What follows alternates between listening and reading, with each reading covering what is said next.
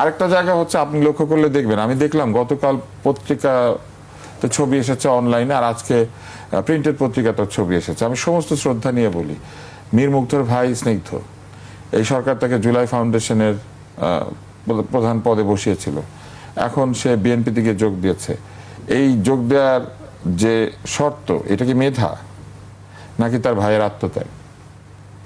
যদি ভাইয়ের আত্মত্যাগ হয়ে থাকে, তাহলে ভাইয়ের আত্মত্যাগের বিনিময়ে পদ পাচ্ছে, এটা কি মেধা না কোটা, না কোটা না মেধা?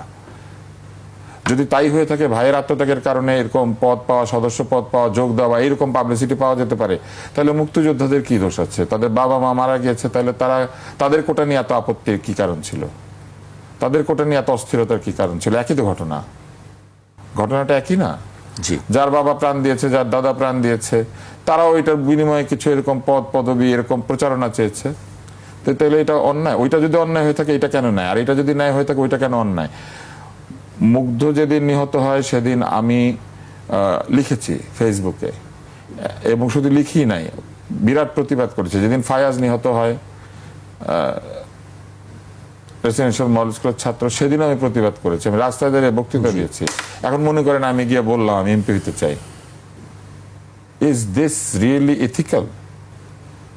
If I want to become an MP or he wants to become an MP, he will submit his quality, তাই না? উনি ওনার কোয়ালিটি বলবেন, উনি বলবেন যে উনি তার দীর্ঘ জীবনে উনি মানুষের জন্য কি করেছেন, সাধারণের জন্য কি করেছেন, কেন উনি মনে করেন যে উনি সংসদে যেতে পারবেন। আপনি আমাকে বলেন তো, কেন একজন লোক মনে করছে, এই যে যারা জুলাই বিপ্লবের নেতা, তারা কেন মনে করছে তারাই সংসদে যেতে পারবে? শুধু বিপ্লব করেছে সেই জন্য? যারা বিপ্লব করে তাদের সবার সংসদে যাইতে হবে?